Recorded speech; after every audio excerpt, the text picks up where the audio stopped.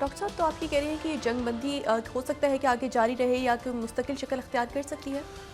बहुत शदीद दबाव। देखिए, मैंने आपसे बात की ना कि ये जो लॉबीज़ का सिलसिला चला ना पिछले, जब से मेरे ख्याल से दूसरी जंग अज़ीम ख़त्म हुई है और ये एक रूल बेस्ड ऑर्डर जिसको वेस्ट में कहा गया, वहाँ पर फिर ये लॉबीज़ का सिलसिला बहुत ज़्यादा हो गया। मतलब ये एक आप समझ लें कि ये एक बाकायदा पेशा या प्रोफेशन बन गया कि जी उसमें कई तो ममालिक ऐसे कि जिन पे पाबंदियाँ लग रही हैं, खुद ही लगवा दी, खुद ही फिर उसके बाद वहाँ पे लॉबीज़ हैं। अच्छा जी, आपको सेनेटर से मिलवा देते हैं, अच्छा आपको 5 कांग्रेसमैन से मिलवा देते हैं, अच्छा जी उसके बड़े कॉन्टैक्ट्स हैं, अच्छा वो जी 4 अखबारों में खबरें छप जाएंगी, अच्छा ऐसे होगा वैसे होगा। तो ये पूरा एक एक वहाँ पे इसको एक कानूनी शक्ल दे दी गई। ठीक है, कई मुल्कों के ऐसे जो बेचारे मुल्क जो गरीब गुरबा थे, जो दरमियान में जिनका बाजू मरोड़ना होता था, उन पे पाबंदियाँ लग गई या कोई जंग छिड़ गई, तो वो वहाँ लॉबी करते थे। कुछ ही ऐसे थे जो बदमाश थे और कुछ ऐसे थे जो मतलब मुख्तलिफ वहाँ पे हमें पार्टी में लाओ तो हमें इक़्तिदार में लाओ तो वहाँ लॉबीज़ हो रही हैं, तो लॉबिंग फर्म हायर कर ली। वजह इसके कि अपने मुल्क में लोगों से रुजू करें, देखें कि उनके क्या मसाइल हैं, लॉबिंग फर्म हायर की हुई है। तो ये सिलसिला तमाम दुनिया में चलता है, तमाम दुनिया के ममालिक, पार्टियाँ आगे पीछे। लेकिन जो सबसे मजबूत वहाँ लॉबी रही है वो इसराइल लॉबी। किताबें हैं इस नाम से, इसराइल लॉबी किताब है, और उसमें कंप्लीट इसमें इसी प्रोग्राम में जो मेरे मुताबिक था उसमें डिस्कस हुई थी। तो ये जो है ना उसमें पूरा मैंने शो किया था कि लॉबी में कैसे वो एक्टिव होती है, किस तरह काम करती है। तो वो इसराइल लॉबी जो बुक आप पढ़ें तो वो किताब है पूरी। अच्छा, अब ये जो हुआ है, देखें डेविड बार्निया इस वक्त मौजूद हैं कतर में, जो मोसाद के चीफ हैं। CIA के सरबराह विलियम बर्न्स वहाँ पहुँच गए हैं दोबारा। मोसाद के चीफ, CIA के चीफ, और जो मिस्र के इंटेलिजेंस चीफ हैं कमाल मिर्ज़ा, वो भी वहाँ मौजूद हैं, और चंद मज़ीद अरब ममालिक के और गैर अरब ममालिक के इंटेलिजेंस चीफ्स भी मौजूद हैं।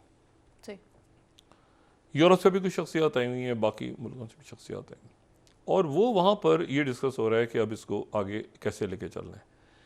और ज़ाहिर है कि जो भी कुछ होगा वो सेक्रेटरी ब्लिंकन जब दुबई पहुँचेंगे और दुबई में वो ये माहौलियात के हवाले से कॉन्फ्रेंस हो, उसमें ये डिस्कस करेंगे। वहाँ पे मुख्तलिफ अब बात चलनी शुरू हो गई हैं, जो वहाँ पे ये कि जी जंगी जराइम का जो मुतालबा हो रहा है गज़ा में, उसमें इसराइल को ना लाया जाए बतौर एक रियासत। ये अब जो लॉबी है वो ये हो रही है, सही। ये नहीं हो रही कि इसराइल की जंग बंदी, ये हो रही है कि जंगी जराइम वाला मामला और ये सारा मामला, मतलब इस हद तक नेतन्याहू जो है वो पसपा हो चुके हैं। सही। अच्छा, लेकिन इशू ये है इसमें सारा कि ये जो कल मैंने वाक़या बताया था, इसमें अमेरिका भी इसमें मेरा ख्याल है कि बहुत ज़्यादा कोशिश करेगा कि अपने आप को इससे दूर रखे। मतलब मिडल ईस्ट के अंदर वो आ गए हैं, यूरोप के अंदर ही दूसरा महाज खुल गया है, कोसोवो सर्बिया वाला। अगर यूक्रेन के साथ ही वहाँ पर इंगेज करेंगे पुतिन, वहाँ एक हद से ज़्यादा आप सर्बिया के अगेंस्ट जा नहीं सकते। वहाँ पे बेल्ट एंड रोड है, रशिया पीछे खड़ा है, रशिया पता चलो ओपनली आ गया वहाँ पे, फिर क्या होगा। तो ये इसी दौरान जो है, ये मैं अभी देख रहा था US डिपार्टमेंट ऑफ डिफेंस का के जो उन्होंने ऑन कैमरा, ये 22वीं स्लाइड में देखें अगर, तो उन्होंने जिनके ब्रिगेडियर जनरल पैट राइडर हैं, उन्होंने ये ऑन रिकॉर्ड प्रेस ब्रीफिंग चूँकि उन्होंने दी है, तो मैं इसको देख रहा था, उनसे ये सवाल हुआ, ठीक है ना, उनसे सवाल हुआ, सो यू सेड दैट 5 वो जो जहाज़ के ऊपर, देखिए ये एक अजीब सी है। मतलब मैं तो बहुत अटेंड किए ना, ये अफगानिस्तान, ये 9/11 के बाद और ये इराक वॉर, बहुत प्रेस ब्रीफिंग्स अटेंड की हैं जो सेंटकॉम के हवाले से, ख़ास तौर पे सेंटकॉम की भी की और पेंटागन की भी की है। लेकिन ये सवाल देखें, अच्छा वो ये कह रहे हैं, उनसे पूछा गया कि आप ये कह रहे हैं कि 5 लोग जो हैं जिनको पकड़ा वो सोमाली थे, तो ब्रिगेडियर जनरल पैट राइडर कह रहे हैं, I said initial indications are, इब्तदाई जो हमें शवाहिद मिले वो ये कि ये सोमाली थे। Again we are continuing to assess but that the initial indication. यानी एक अजीब सी बात है कि 5 सोमाली जहाज पे चढ़ गए थे। फिर इनसे आगे सवाल हुआ, so based on your indication do you think this is piracy related incident, और ये क्या मतलब कज़ाक आए थे? क्लियरली वो कहते हैं कज़ाक थे और वो जहाज पे चढ़ गए, ठीक है, 5 लोग थे। उन्होंने क्रू कैबिन तक पहुंचने की कोशिश की, क्रू जो है उसने लॉक कर लिया अपने आप को अंदर सेफ हेवन में, और ये जो सेंट्रल पाक जहाज़ था, ठीक है, उसका किस्सा है। और इन्होंने जो अटेम्प्ट किया एक्सेस करने का और कंट्रोल करने का, शिप करने का, लेकिन जब कंबाइंड टास्क फोर्स पहुंची तो वो इसेंशियली भाग गए। अच्छा, अब फिर उनसे सवाल हुआ कि and on this topic if I may, media पूछ रहा है उनसे कि what type of ballistic missiles were launch from हुतीज control territories.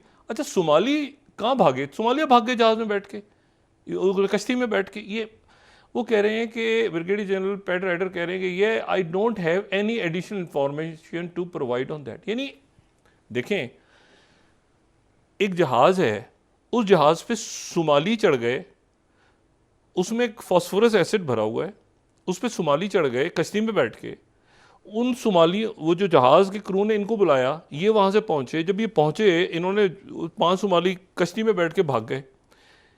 इन्होंने कहा, कह रहे हैं सोमाली थे, ठीक है ना। अच्छा, इनकी इसको मैंने फिर चेक किया कि क्या इसको मैं पढ़ने में गलती तो नहीं महसूस कर रहा। तो राइटर्स को देखें, वो 23वीं स्लाइड, राइटर्स कह रहा है कि Somali pirates likely behind a temperate tanker seizure US military.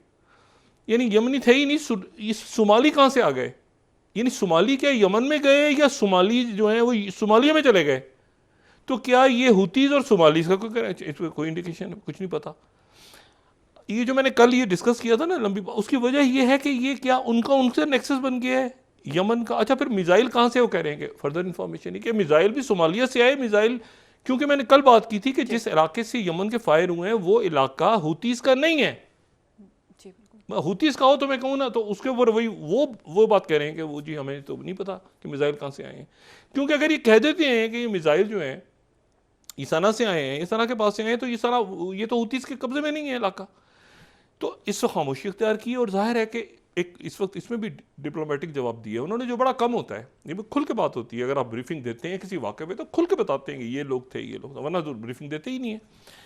अच्छा, तो ये मेरा ख्याल है कि अमेरिका अब इसको अपने आप को इसमें सकिन नहीं करेगा बहुत ज़्यादा, क्योंकि जो दूसरे टारगेट्स हैं, लॉन्ग टर्म टारगेट्स हैं, वो टारगेट्स, ये तो एक ऐसा है ना जिसमें बिल्कुल सत्यानाश हो चुका है। जमहूरियत लाओ इराक में, मतलब इसराइल ये post second world war project ही है ना जी। तो मसला ये है कि ये करो, फिर उसके बाद ये उनकी दोस्ती करवा दो, कैंप डेविड, फिर ABC बना दो, फिर ये कर दो, फिर फ्लां कर दो, फिर वो करते करते करते करते अगर हम नोट करें तो हज़ारों लाखों लोग इसमें गए।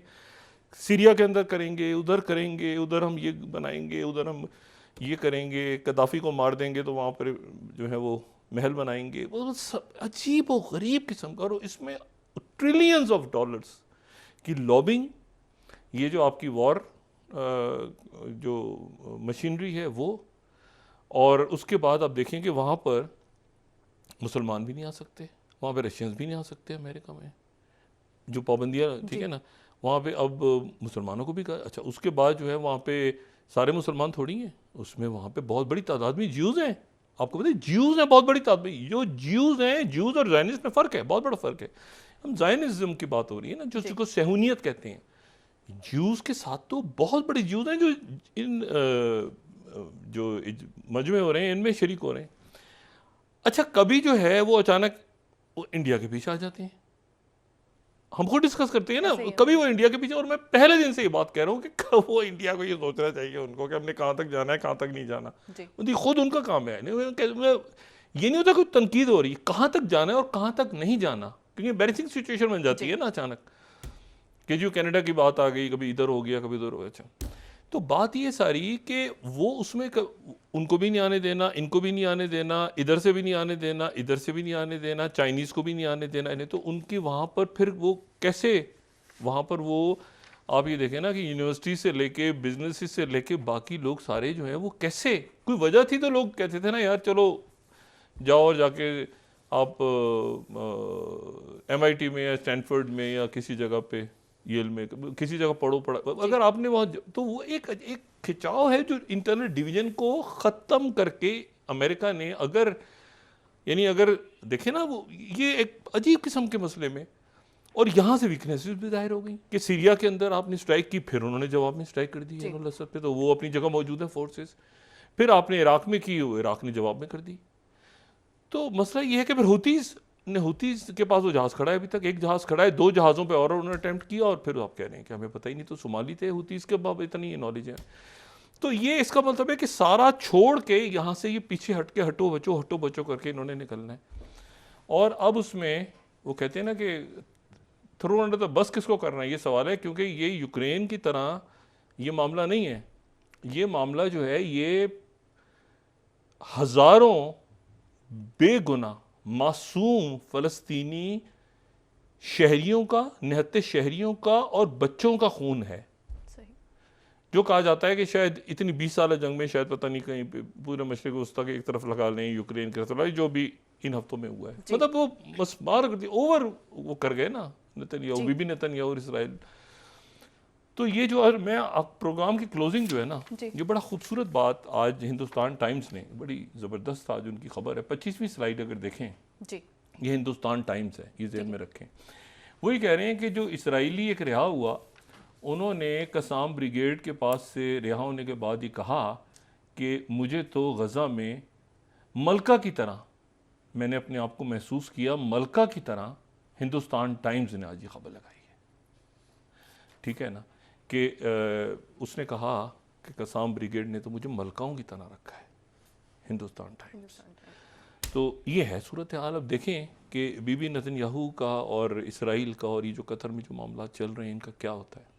जी, लेकिन एक कॉल चली गई है बालन उनको कि अब यहाँ पे बस बैठ जाओ चुप करके, जब तक सेक्रेटरी नहीं आते और जब तक ये फाइनल नहीं होता, CIA चीफ और ये सारे बैठ के जो भी डिसाइड हो रहा है उसके बाद बात करेंगे।